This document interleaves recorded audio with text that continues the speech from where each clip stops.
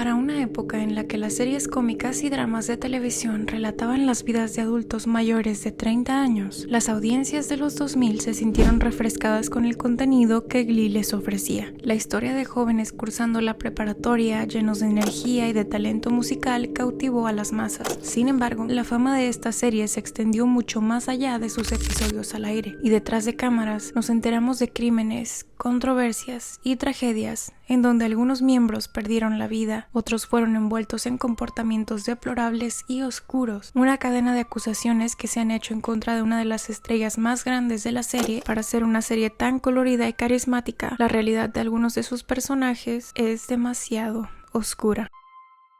Hola, yo soy Sandra y no quisiera comenzar este video sin invitarte a que te suscribas al canal si es que no estás suscrito ya, y a que tomes la bebida de tu preferencia y te pongas cómodo para escuchar algunas de las historias más infames detrás del reparto de la serie Glee. Glee es una serie de televisión musical que se centra en un grupo diverso de estudiantes de preparatoria que forman parte de un coro en una escuela preparatoria ficticia. Los personajes tienen diferentes trasfondos y personalidades, y a lo largo de la serie enfrentan problemas típicos de adolescentes como la identidad, las relaciones y la aceptación, mientras intentan destacar en competencias de coros escolares. Durante la primera temporada, el show casi dobla su rating inicial. Se convirtió en un fenómeno televisivo en gran medida por las temáticas que presentaba, los números musicales que recreaba y su manera ágil e inteligente de hacer denuncias con humor. Fuera de la serie, en el área musical, el reparto de Glee también estaba rompiendo récords y ganando grandes sumas de dinero. El reparto de Glee tiene actualmente el mismo número de sencillos posicionados en el número 1 de las listas que Elvis Presley, y cuando el show estaba al aire tuvieron 25 sencillos a la misma vez en las listas Billboard, la misma cantidad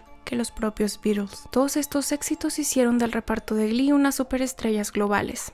El show logró hacer famoso a un grupo de adolescentes que hasta ese momento eran completamente desconocidos. Los creadores no estaban satisfechos con el gran éxito de la serie y sus musicales, comenzando a expandirse a otras ramas, shows en vivo, películas y campañas de redes sociales, triplicando el trabajo de los jóvenes, quienes llegaron a estar en extremo estrés, trabajando de 16 a 17 horas diarias. La mayoría de los miembros del reparto han hablado en varias ocasiones sobre lo estresante que era trabajar tantas horas seguidas y en tantos diferentes proyectos a la vez, además del trauma que les pudo haber causado el ser una persona completamente desconocida en la escena y de pronto tener miles y millones de fans y atención de los paparazzis. Y con esta introducción sobre la serie es como nos adentraremos a hablar de algunos de los personajes fuera del set de grabación que más marcaron a las audiencias. Cory Monteith.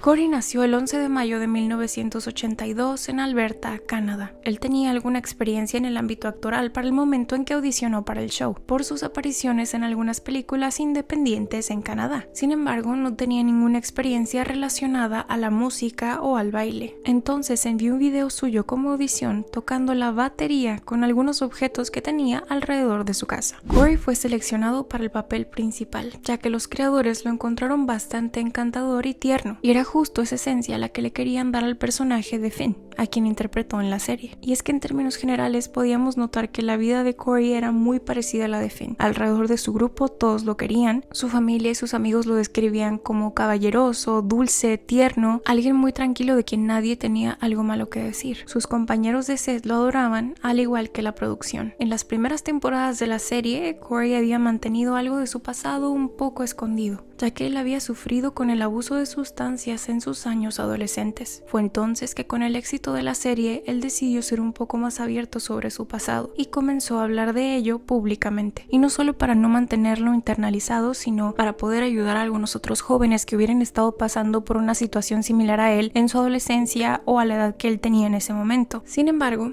este éxito venía acompañado de mucho estrés, y Cory fue uno de los miembros del reparto que peor sufrió las consecuencias de la fama, esta que parecía haber llegado de la noche a la mañana y se convirtió en una piedra pesada con la que Cory tenía que cargar y sufrir en silencio. Cory se dio cuenta que ya no estaba rindiendo lo mismo en las grabaciones, que estaba luchando por continuar día con día con la carga que le significaba estar tantas horas despierto y tener que mantenerse con energía, y fue así como recayó en las sustancias. Cory intentó tomar rápidamente cartas en el asunto y antes de terminar la temporada 4 de la serie, se internó en una clínica de rehabilitación por voluntad propia en marzo del 2013, pasando un mes entero en la clínica y quedando fuera de los últimos episodios de la tercera temporada de la serie. Al salir de rehabilitación, Corey se quedó por el resto del verano en su natal Canadá con su familia. Para el mes de julio de ese mismo año, él estaba quedándose en un hotel, del cual tenía que registrar salida ese día. Sin embargo, cuando el personal del hotel se dio cuenta que el joven no salía de la habitación, decidieron entrar para revisarlo. Tristemente, Corey había recaído y perdió la vida debido a una sobredosis accidental de sustancias. La hipótesis principal después del examen médico es que Corey tenía ya varios meses sin haber consumido ningún tipo de sustancias. Al estar su cuerpo completamente limpio de todo aquello que se metía, el shock fue muy grande cuando Corey quiso consumir las mismas cantidades que consumía antes de haberse limpiado en el mes de marzo, por lo cual su cuerpo no resistió. Por supuesto, la pérdida de Corey fue una catástrofe para su familia, sus amigos, su novia, quien también era su coestrella y protagonista de la serie, Lea Michele, quien tuvo que sufrir su pérdida en medio del ojo público. Los creadores no sabían qué hacer al respecto y decidieron tomar únicamente un descanso de 2 semanas para volver a los sets de grabación y entrar en las fechas requeridas para la premiere de la siguiente temporada. Finn, el personaje de Corey en la serie, fue homenajeado y tuvo un cierre donde pierde la vida en un trágico accidente que dejan con final abierto, nunca esclareciendo muy bien qué fue lo que le pasó, pero que no importa cómo hubiera perdido la vida, sino cómo la vivió. Blake Jenner y Melissa Benoist. Ya entrada la serie, en la temporada 4, después de la graduación del reparto original, Blake y Melissa fueron agregados a la historia. Cuentan que cuando se conocieron, ella no estaba muy interesada en él, ya que era un poco mayor que ella. Sin embargo, fueron las largas horas de convivencia en el set las que reunieron a la pareja de forma sentimental en la vida real. Comenzaron a salir y muy pronto se casaron. Melissa explicaría años después que durante su matrimonio, el hombre era abusivo, tanto física como emocionalmente. Blake era extremadamente violento y atacaba frecuentemente a Melissa, causándole en algún punto daño físico permanente. Durante una discusión, Blake, muy enojado, le lanzó a Melissa su celular directamente a la cara, quebrándole la nariz y dañando su ojo izquierdo, rompiendo su iris, lo que le causaría el tener la pupila del ojo dilatada permanentemente. Mientras estuvieron casados, Blake intentaba controlar todo lo que Melissa hacía. La alejaba de su familia y sus amigos, la atacaba e incluso trataba de intervenir en su trabajo, estando seguro de que Melissa no estuviera en ninguna historia de la serie con algún hombre o que estuviera mucho tiempo hablando con algún miembro masculino de la producción. Un par de años después que comenzaron su relación, Melissa consiguió una gran oportunidad en la serie de CBS Supergirl. En la primera temporada se auguraba un éxito y requería mucho de su tiempo en Los Ángeles, pero para la segunda temporada la serie se fue de CBS y el rodaje requirió cambiarse a Vancouver. Melissa pareció aprovechar la distancia que tenía de Blake, aclarando su mente y solicitando el divorcio a finales del año 2016. Para el año 2019, Melissa hizo público un video de ella hablando a detalle sobre la verdadera historia de violencia que vivió con Blake. Sin embargo, todo lo tomó como una relación tóxica que vivió hacía algunos años, sin mencionar en ningún momento el nombre de Blake. La audiencia intuyó quién era porque las fechas coincidían. Casi un año después, en 2020, Blake, después de haber sido prácticamente despedido de todos sus proyectos, admitió por medio de sus redes sociales que todo lo que Melissa había relatado era verdad y pidió una disculpa pública. Sin embargo, ha estado en pocos proyectos después de ese escándalo. Melissa conoció a su ahora esposo en la segunda temporada de Supergirl y ahora la feliz pareja tiene un pequeño bebé de casi 4 años. Mark Salling. Yeah, I mean, on the show I'm a bad guy, but in real life I'm the worst guy. Salling estuvo interesado en la actuación desde su infancia. El oriundo de Dallas, Texas, tomó 2 pequeños roles en los 90, uno en Walker, Texas Ranger en el 93 y otro en Children of the Corn, parte 4, en el 96. Sin embargo, esa era su única o nula experiencia que tenía en la actuación cuando audicionó a Glee. aunque había cursado la carrera de música en la universidad, y eso le dio la oportunidad en el proyecto. Desde el año 2007 al 2009, Mark estuvo saliendo con la también actriz de Glee, Naya Rivera, quien reveló un poco de su relación con Mark en su libro llamado Sorry Not Sorry. Naya explicó que realmente salió con Mark por más de 3 años en una relación donde hubo múltiples infidelidades por parte de Mark, quien además, cuando salía a hablar públicamente de su estado sentimental, siempre decía que era soltero, hasta que después de muchos meses entrada su relación, simplemente la admitió. En 2010, Naya y Mark terminaron y después en la tercera temporada de Glee, Mark comenzó a salir con Roxanne Corzella, quien terminaría por demandar al actor en 2013 por abuso sexual.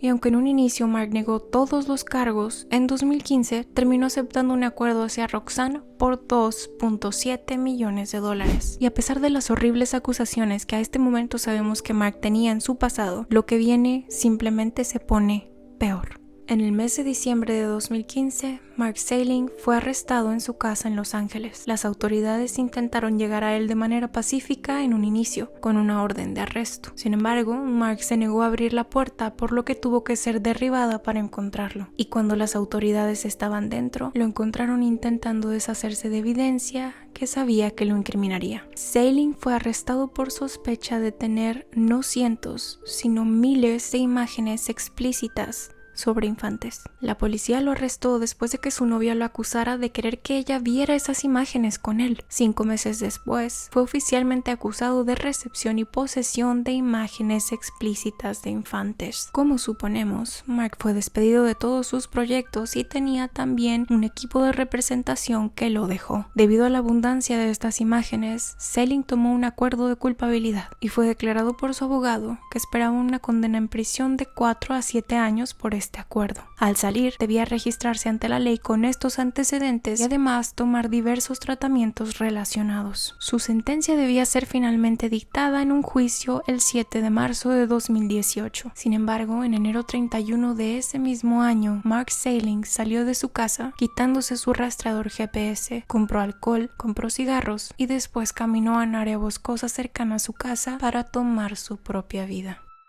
Su cuerpo fue encontrado 6 horas después de que había sido reportado como desaparecido. Naya Rivera. Naya comenzó a trabajar desde muy temprana edad desempeñándose como modelo y en algunos comerciales. Con los años consiguió algunos programas televisivos como Family Matters o Fresh Prince of Bel-Air. Sin embargo, debido a la dificultad de esta carrera y a no conseguir roles muy a menudo, Naya estaba dispuesta a dedicarse a otro ámbito y renunciar a la actuación, decidiendo que Glee sería su último programa al que audicionaría, y si no lo conseguía, renunciaría para siempre. El papel que originalmente consiguió en Glee era uno pequeño que realmente no tenía ni siquiera diálogo, pero fue su carisma y talento lo que llevó a los creadores a darle un papel mucho más crucial en la historia, representando a Santana López, un personaje que marcaría a toda una generación. Después de que aumentara su tiempo en pantalla y su participación musical en la segunda mitad de la primera temporada, Rivera fue promovida a regular en la serie a partir del comienzo de la segunda temporada, algo que se dijo que se ganó porque su magnetismo en pantalla era innegable. Rivera continuó en un papel principal en Glee durante la cuarta y quinta temporada de 2012 a 2014. Mientras trabajaba en las últimas temporadas de Glee, Naya emprendió otros proyectos. En mayo de 2011 se anunció que había firmado un contrato con Columbia Records para producir un álbum en solitario. Se dedicó por los siguientes años a su carrera musical e incluso volvió en 2015 a la televisión participando en diversos programas y prestando su voz en el cómic de Batman, The Long Halloween, que estaba adaptado en una película animada. Sin embargo, y lastimosamente, Naya nunca logró ver este proyecto porque una tragedia alcanzaría su vida. En el año 2020 el mundo estaba pasando por el pico de la pandemia y para el mes de julio, después de que algunas de las restricciones se levantaran, Naya decidió ir junto a su pequeño hijo Joseph de 4 años a un paseo en bote por un lago. Después de que Naya no regresara al bote donde lo había rentado en el horario pactado, el personal comenzó a preocuparse y decidieron adentrarse al lago en búsqueda de Naya y su hijo, encontrando al pequeño dormido y solo solo en el bote que habían rentado, sin poder encontrar a Naya por ningún lado. Casi una semana después, en julio 13 del 2020, encontraron el cuerpo de Naya Rivera sin vida en ese mismo lago. La mejor interpretación que las autoridades competentes le dieron a este caso fue que Naya y su hijo pudieron haber bajado del bote para nadar un momento. Por los vientos que se presentaban en ese día, el bote pudo haber seguido alejando de ellos, y por más que Rivera quisiera acercarse, el bote seguiría alejándose más y más. Sin embargo, Naya tomó fuerzas de lo más profundo para lograr llevar a su hijo con bien hasta ese bote, y presuntamente el esfuerzo extremo que le llevó a acercarlo a él hizo que Naya no pudiera más y desistiera ante el cansancio, no sin antes poner a su pequeño a salvo. Su ex esposo, quien es el padre de su hijo, terminó por demandar tanto al lago como a los que ofrecían el servicio de botes, quienes terminaron en un acuerdo por una cantidad que no fue revelada, pero que se aclaró que iría directamente a una cuenta de fondo para el pequeño hijo de Naya Rivera. Con los años y después de que la serie terminara, además de todas esas tragedias que vimos el día de hoy y algunos casos de acoso cibernético, de la cantidad de fans tóxicos que también tenía la serie, entre ellos está el caso de Chris Colfer, a quien lo acosaron extremadamente tanto paparazzis como las audiencias tóxicas y querían que a fuerza fuera pareja en la vida real de su amor o su interés amoroso en la serie. Querían que él fuera su novio en la vida real, llamaban al trabajo de su pareja en la vida real para hacer que lo despidieran de su trabajo, le quisieron hacer la vida imposible a su pareja con tal de que terminaran y que pudiera ser novio de su interés amoroso en la serie, al grado de que él llegó a declarar que tenía PTSD o PTS Glee después de la serie. Entonces, por todo esto la gente comenzó a declarar que en Glee tenía que haber algún tipo de maldición. Hay un montón de teorías en internet donde la gente dice que hay una maldición por X o Y cosa, porque además también algunos fallecimientos en las personas detrás, en la producción. Sin embargo, no creo que esto se trate de una maldición ni mucho menos, pero Glee fue una serie extremadamente grande y no solo me refiero a los números que generó, sino que el cast era gigante. Representaban alumnos de preparatoria y de pronto unos iban, otros venían. En algún momento obviamente ya no daban las fechas de los adolescentes que entraron al primer grado de preparatoria y se graduaron, y entró un cast completamente nuevo, y lo mismo con la producción. No solo era producción para grabar la serie, sino también para armar los shows en vivo, que creo que se llamaba Glee 3D o algo así, coreógrafos, camarógrafos. Era extremadamente grande el crew, lo cual considero que por estadística, lamentablemente, pero podría haber ocurrido. Pero bueno, este ha sido el video del día de hoy. Espero que te haya gustado un poquito sobre las historias fuera del set de algunas personas que participaron en Glee. Y sin más, hasta aquí dejamos el video. Te invito a que te suscribas si es que no estás suscrito ya a este canal, a que le des like, a que lo compartas y que dejes algún comentario por acá abajo, que es muy importante para un canal pequeñito como este. Hasta aquí ha llegado el video y que tengas bonita semana.